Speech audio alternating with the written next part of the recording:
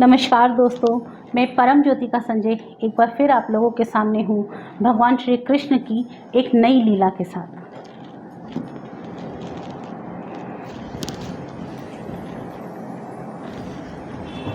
आज हम पढ़ेंगे भगवान श्री कृष्ण का अन्न ग्रहण करना। शुरू करते हैं। ओम नमः शिवाय, नारायण नारायण, जय श्री कृष्ण। शिशु श्री कृष्ण का अन्न प्राशन महोत्सव कुबेर के द्वारा गोकुल में स्वर्ण वृष्टि। शिशिर का ब्रह्म मुहूर्त है। 2 घड़ी पश्चात माघ शुक्ला चतुर्दशी का प्रभात होगा। इसी के साथ ब्रजेंद्र नंदन के अन्न प्राशन का उत्सव समारोह भी आरंभ होगा।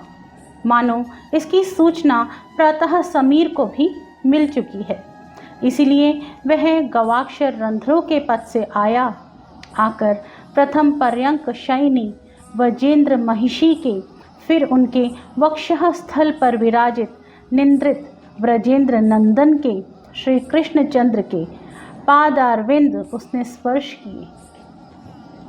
स्पर्श के कृतार्थ होकर राशि राशि कुंद पुष्पों से संचित परिमल अपने दुकूल से निकालकर शयनागार में सर्वत्र बिखेर दिया। उत्सव के उपलक्ष्य में अपनी शूद्र भेंट चढ़ा दी तथा फिर अतिशय शीघ्रता से आनंद अतिरेकवश चंचल होकर झुर-झुर शब्द करता हुआ अन्य व्रजवासियों को जगाने चला गया। व्रजरानी तो जागी हुई ही है, वे सारी रात क्षण भर के लिए भी सो नहीं सकी हैं। फिर रात्रि कब कैसे समाप्त हो गई यह उन्होंने नहीं जाना। जानती कैसे? वे तो अनेक सुखमय मनोरथों की कल्पना में विभोर थी। नीलमणि का भावी अन्नप्राशन प्रत्यक्ष वर्तमान सा बनकर नेत्रों में भरा था। वे उस दृश्य में अपने नीलमणि में तन्मय हो रही थी, किंतु प्रातः समीर के स्पर्श से जननी के प्रशांत वात्सल्य सिंधु में एक कंपन हुआ। उसमें एक लहर उठाई। जननी के कृष्णमय मन प्राण इस लहरी से सिक्त हो गए एवं तत्क्षण उनमें स्फुरना हुई। कहीं मेरे नीलमणि के अंग अनावृत हों, शिशिर की शीतल वायु से उनमें ठंड लग गई तो? बस ब्रजरानी तुरंत उठ बैठी एवं वस्त्र संभालने लगी। वास्तव में ही यशोदा नंदन के श्री अंगों से कहीं कहीं वस्त्र हट गए थे।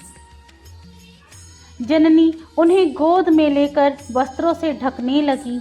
इसी समय उनका ध्यान नीलमणि के वक्षः स्थल की ओर गया। वक्षः स्थल का श्रीवत्स चिन्ह मणिदीप के प्रकाश में स्पष्ट चमचम कर रहा था, किंतु जननी को पुनः भ्रम हो ही गया। इससे पूर्व भी जननी कई बार भ्रमित हो चुकी है। इस भ्रम का प्रारंभ तो प्रथम स्तनदान के समय हुआ था। उस समय जात कर्म के पश्चात जननी स्तनपान करा रही थी। पुत्र के प्रत्येक अंग का सौंदर्य निरखती हुई जननी के हृदय की ओर देखा था। हृदय के दक्षिण भाग में रोमावली का अनादि सिद्ध श्रीवत्स नामक चिन्ह अंकित था ही। उसकी शोभा भी अद्भुत ही थी, मानो मृणाल तंतुओं का चूर्ण एकत्रित हो गया हो। वैसा ही सुंदर, वैसा ही सुस्निग्ध। किंतु श्रीवत्स को देखकर जननी तो यह समझ रही थी मैं शिशु को स्तन में पिला रही हूँ। मेरे स्तन शरित दुग्ध कण ही पुत्र के कपोल पर होते हुए वक्षः स्थल पर आ ढलके हैं। उन दुग्ध कणों से ही यह चिन्ह निर्मित हो गया है। इतना ही नहीं, जननी सुकोमलतम सूक्ष्म वस्त्र अंचल से धीरे धीरे उसे पोंछ देने का प्रयत्न करने लगी थी, किंतु चिन्ह मिटता ना था। जब वस्त्र से उस चिन्ह का मर्जन ना कर सकी, तब वह सोचने लगी थी कि संभवतः यह किसी महापुरुष का लक्षण हो। इसी तरह आज पुनः पूर्व की भांति जननी को एक क्षण के लिए भ्रम हो जाता है कि निद्रित नीलमणि के अधरों से शरित दुग्ध कण ही यहाँ आकर इस रूप में परिणत हो गए हैं। अवश्य ही इस बार वह मर्जन करने नहीं जाती, क्योंकि तुरंत ही अंतर्वृत्ति सचेत कर देती है। जननी अपनी भूल पर मंद मंद मुस्कुराती हुई वस्त्रों से शीत निवारण की उचित व्यवस्था करके पुत्र को हृदय से लगा लेती है। सूर्योदय में अभी विलंब है, किंतु गोप सुंदरियों के दल नंद प्रांगण में एकत्रित होने लगे। घड़ी भर दिन चढ़ते चढ़ते तो नंद भवन गोप वनिताओं से सर्वत्र परिपूर्ण हो गया।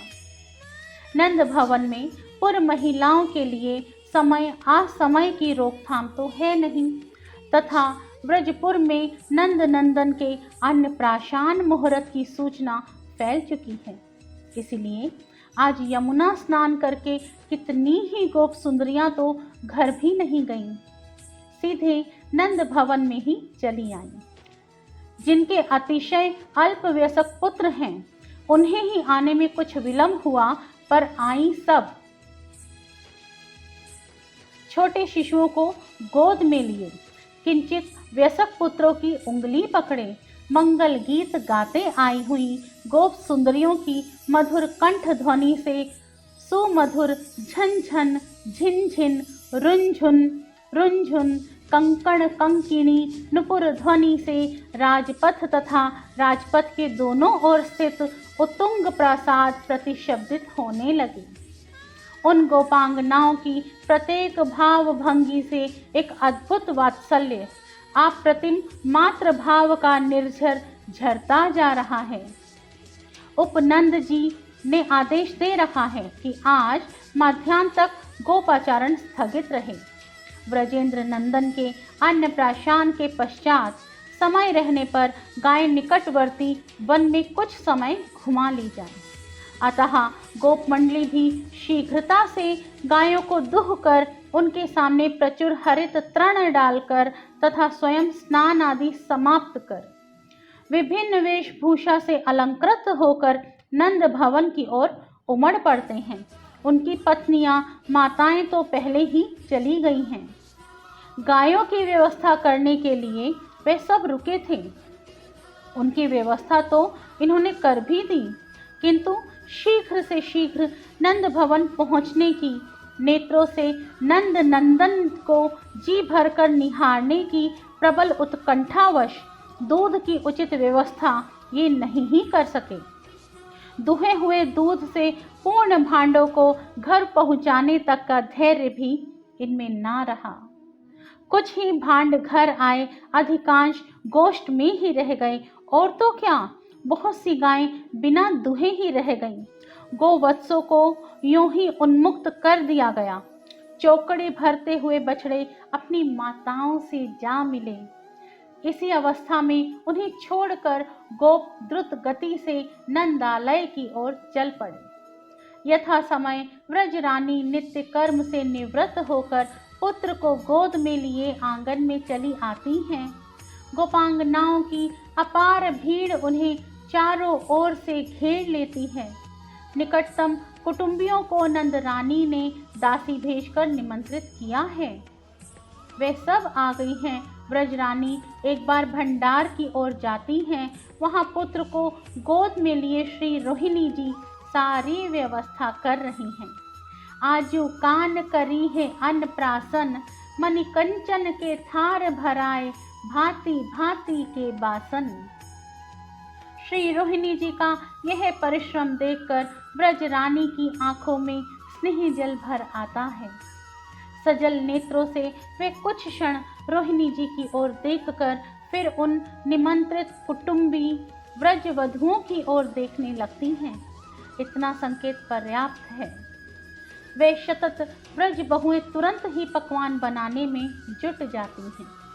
नंद घरनी ब्रज बधु बुलाई, जे सब अपनी पाती, कौ ज्यो नार करती, कौ घृत पक शट रस के बहु भांति, बहुत प्रकार किए सब व्यंजन, अमित बरन मिष्ठान, अति उज्ज्वल कोमल सुठि सुंदर, देखी महरी मन मान। व्रजेंद्र का उत्साह तो देखने योग्य ही है। उनकी योजना ऐसी है कि उनके पुत्र का अन्नप्राशन उत्सव अतीत एवं भविष्य में इतिहास में अद्वितीय बन जाए। नंद प्रासाद से संलग्न कालिंदी तीर पर्यंत विस्तीर्ण सुमनोहर नंदोद्यान में व्रजेंद्र ने एक नई सृष्टि सी रच दी है। उस सुरम्य उद्यान में 9 छोटी छोटी नदियों का निर्माण हुआ है। जल की नदियां नहीं, विभिन्न भोज्य रसों की। पहली नदी दधी की है, उसमें दधी की धवल धारा बह रही है, दोनों तट दधी से भरपूर हैं। दूसरी गोदुग्ध की नदी है, निर्मल उज्जवल शीतल दुग्ध प्रवाहित हो रहा है। तीसरी नदी घृत की है, पीत वर्णा वह घृत नदी मंद गति से प्रवाहित हो रही है। पिताब गुड़ की यह पयस्विनी अत्यंत स्थिर सी चौथी नदी है। मानो सचमुच ही किसी नदी की पिताब जलधारा हिम के संयोग से जम गई हो। ऐसी इस गुड़ कुल्य गुड़ की नदी की शोभा है। पांचवी तैल नदी प्रवाहित हो रही है, मंद मंथर गति से धीरे धीरे यमुना की ओर इसकी गति है। छठी नदी अत्यंत विस्तीर्ण है, यह मधुकुल्या है, इसमें मधुधारा बह रही है। सातवीं नवनीत नदी है, उज्जवल हिमपिंड की भांति नवनीत खंड जम से गए हैं, अत्यंत शांत सी प्रतीत हो रही है, इसका प्रवाह परिलक्षित नहीं होता। इन 7 के अतिरिक्त तक्र नदियां भी हैं, ये कई हैं तथा द्रुत गति से झरझर करती हुई यमुना की ओर भागी जा रही हैं।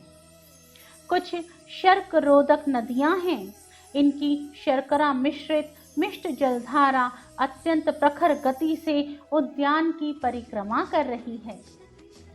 इन नदियों के मध्यवर्ती देश में उज्जवल प्रस्थखर खंडों से पटी हुई भूमि पर व्रजेंद्र ने शालित तंडुलों के 100 एवं पृथक तंडुलों के 100 पर्वत बनवाए हैं।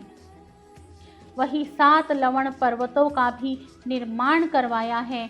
इसी तरह शर्करा के 7 एवं लड्डू के 7 पर्वत निर्मित हुए हैं।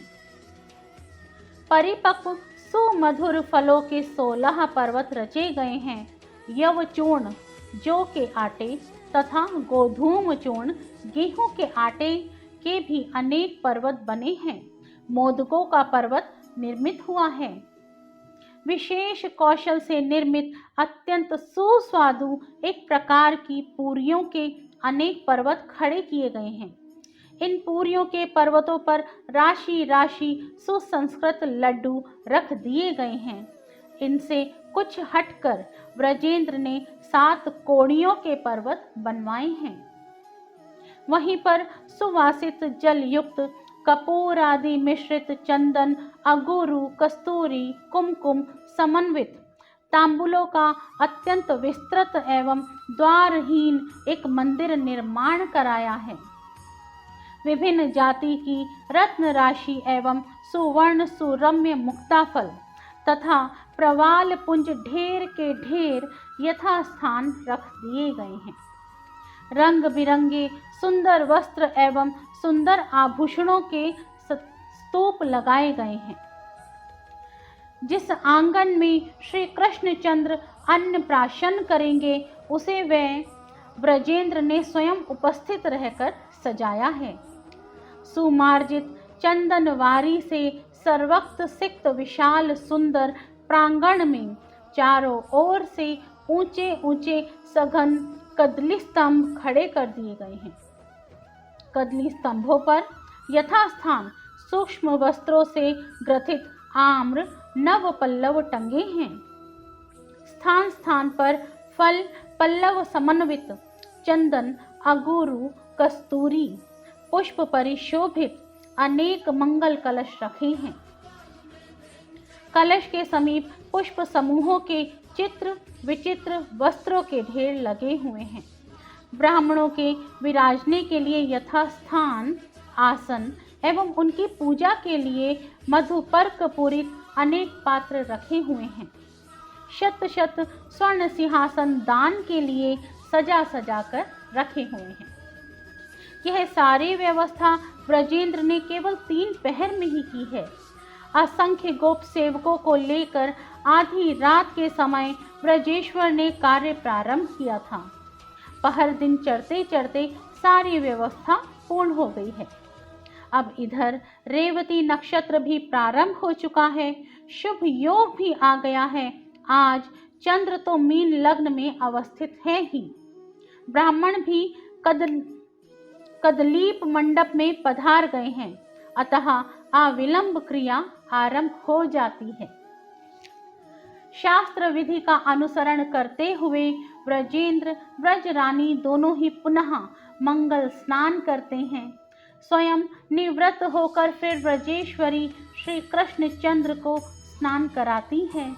पश्चात पूर्वाभिमुख होकर आसन पर नंद दंपति विराजते हैं। उस समय ब्रज रानी की गोद में श्री कृष्ण चंद्र को देखकर ब्रजेंद्र कुछ क्षण के लिए तो सब कुछ भूल जाते हैं। याजक भूदेवों की भी यही दशा होती है। मंगल गान करती हुई ब्रजांगनाएं भी श्री कृष्ण चंद्र की यह दिव्य छवि देखकर विमुग्ध हो जाती है। ब्राह्मण कुछ देर बाद प्रकृतिस्थ होकर आचमन, स्वस्ति वाचन, दीप प्रज्वालन, अर्घ्य स्थापन आदि संपन्न कराते हैं, पर उनकी मुद्रा ऐसी हो गई है मानो किसी गाढ़ समाधि से अभी अभी उठी हों। ब्रजेंद्र भी नांदी श्राद्ध आदि सभी कर्मों का समाधान करते जा रहे हैं, किंतु इस तरह जैसे उनके हाथों से कोई अचित्य शक्ति क्रिया करवा रही है। स्वयं वे इस शरीर से कहीं अलग चले गए हैं। शास्त्रीय कर्मकांड पूरा होते ही एक साथ दुंदुभी, ढक्का, पटहा, मृदंग, मूरज, आनक, वंशी, सननहनी, कांस्य आदि वाद्य बजने लगते हैं। उमंग में भरे बंदीजन वाद्य स्वर में अपना स्वर मिलाकर गाने लगते हैं। प्रजांगनाएं तो सुमधुर कंठ से पहले से ही गा रही हैं। इनके अतिरिक्त इसी समय आकाश पथ में विद्याधरियां नृत्य करने लगती हैं और गंधर्व गान करने लगते हैं। विशुद्ध प्रेम रस भावित चित्त ब्रजवासी आश्चर्य से आकाश की ओर देखते हैं, नृत्य गान का अनुभव करते हैं, पर किसी को देख नहीं पाते।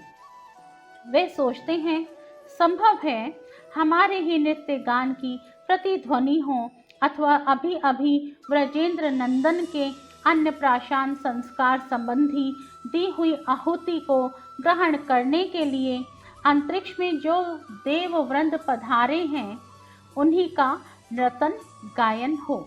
अस्तु। अब तुमुल आनंद कोलाहल से पुलकित होते हुए ब्रजेंद्र अपने पुत्र के अधर से अन्न का स्पर्श कराते हैं। घरी जानी सुतमुख जुठ रावण नंद बैठे ले गोद, महर बोली बैठारी मंडली आनंद करत विनोद। कनक थार भरी खीर धरी ले, तापर घृत मधु नाई, नंद ले ले हरिमुख जुठ रावत, नारी उठी सब गाई। शट रस के परकार जहाँ लगी, ले ले अधर छुवावत। विश्वंभर जगदीश जगत गुरु, पर सतमुख करुवावत। जिस समय ब्रजेंद्र तीक्ष्ण कटु अम्ल लवण रसों का कृष्णचंद्र के अधरों से स्पर्श कराते हैं, उस समय वे अभिनव बाल्य माधुरी का प्रकाश करते हुए अपने होठ सिकोड़ लेते हैं। ओह, जो अपने एक अंश में स्थित अनंत ब्रह्मांड को क्षण भर में चूर्ण विचूर्ण विलीन कर लेते हैं, ऐसे अनंत महाप्रलय महाभोजन के समय भी जिनमें विकृति नहीं आती, उनका कणे का मात्र तीक्ष्ण कटु आदि रसों से मुख करु आना, मुख विकृत करना कितना आश्चर्यमय है। यह कितना मोहक लीला विलास है। ब्रजेंद्र को भी ऐसा प्रतीत हुआ कि ऐसे सुकोमलतम पाटल दल सदृश अधरों पर तीक्ष्ण कटुरस रखना अत्याचार है, महान क्रूरता, अत्यंत नृशंसता है। इसलिए उन्होंने अतिशय शीघ्रता से जल लेकर श्री कृष्ण के अधरों को पोंछ दिया। पोंछकर ब्रजरानी की गोद में उन्हें रख दिया।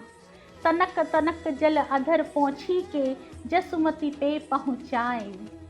ब्रजरानी गोद में लेकर चाहती हैं कि इसे छोड़ूं ही नहीं, हृदय से लगाए ही रहूं, पर अन्य ब्रजांगनाओं की व्याकुलता देखकर वे द्रवित हो जाती हैं।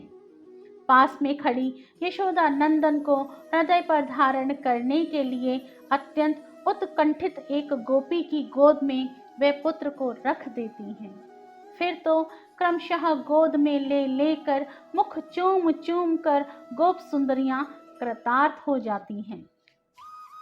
हर्षवंत जुबती सब ले मुख चूमती उरलाए। इन सब कामों से निवृत्त होकर ब्रजेंद्र अगणित ब्राह्मणों को भोजन कराते हैं। दक्षिणा का तो कहना ही क्या है।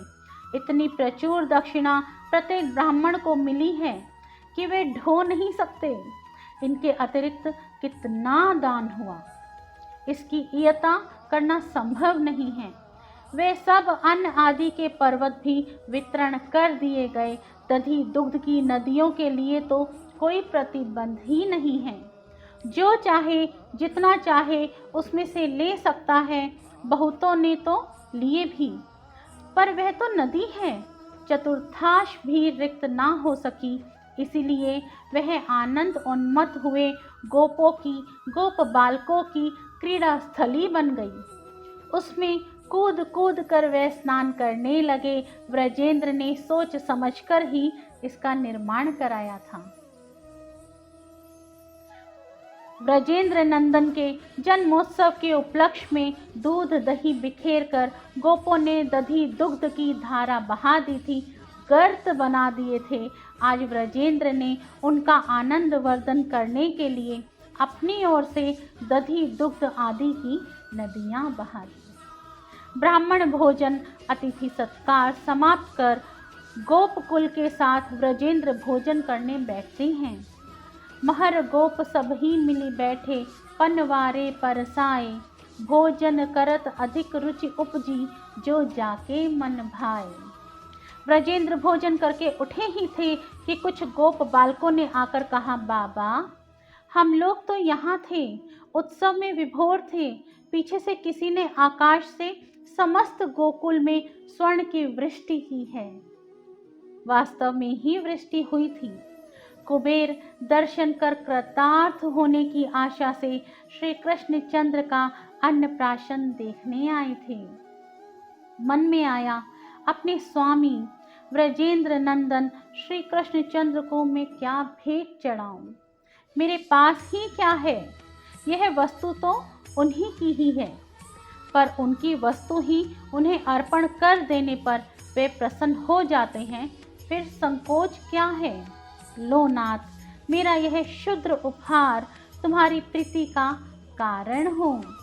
यह सोचकर कुबेर ने 3 मुहूर्त तक स्वर्ण वृष्टि करके गोकुल को परिपूर्ण कर दिया। गोप इस स्वर्ण वृष्टि से चकित अवश्य हुए, पर यह उनके आदर की वस्तु नहीं बन सकी। कैसे बने? जिन ब्रजवासियों के सामने ब्रजेंद्र नंदन हैं, उनके लिए इस तुच्छ अति तुच्छ स्वर्ण राशि का मूल्य ही क्या है। ऐश्वर्य ज्ञान विहीन विशुद्ध प्रेम के आस्वादन में ये व्रज गोप सुंदरियां तो तन्मय हैं। उनके लिए ब्रजेंद्र नंदन तत्वतः क्या है, इसके अनुसंधान की आवश्यकता नहीं। पर वस्तु स्थिति तो अनुसंधान की उपेक्षा नहीं रखती। वह तो जो है वह रहेगी। ये ब्रजेंद्र नंदन ही तो आत्मा के आत्मा हैं, प्रियों के भी प्रियतम हैं। इन्हीं के लिए देह आदि भी प्रिय है। इनमें से प्रेम करने में ही जीवन की परम सार्थकता है। शेषशायी पुरुष के रूप में ब्रजेंद्र नंदन ने ही तो यह कहा है। ऐसे इन स्वयं भगवान ब्रजेंद्र नंदन को पाकर इनके प्रति अपना मनः प्राण न्यौछावर कर देने वाले ब्रजपुर वासियों के लिए तो कुबेर का वैभव अत्यंत नगण्य है। वे भला इस तुच्छ वस्तु को क्या आदर दें। इस तरह ब्रजेंद्र नंदन का अन्नप्राशन संस्कार समाप्त हुआ। उस दिन की संध्या आई, रात्रि आई, फिर नूतन प्रभात आया। जननी यशोदा एवं ब्रजवासियों के लिए ये 8 पहर क्षण के समान बीत गए। जननी तो 8 पहर श्री कृष्ण चंद्र का मुख ही देखती रही। 1 दिन से नहीं, 5 महीने 21 दिन हो गए हैं। इतने दिन से वे निरंतर पुत्र की छवि देखती आई हैं और बलिहारी जाती हैं। जननी देखी छवि बलि जाती, जैसे निधनी धनी पाए, हर्ष दिए अरुराती। बाल नीला निरखी हर्षती, धन्य धनी ब्रज नारी। निरखी जननी बदन किलकत, त्रिदशपति दैतारी। धन्य नंद धनि धन्य गोपी, धन्य ब्रज को बास। धन्य धरनी करण पावन, जन्म सूरज दास।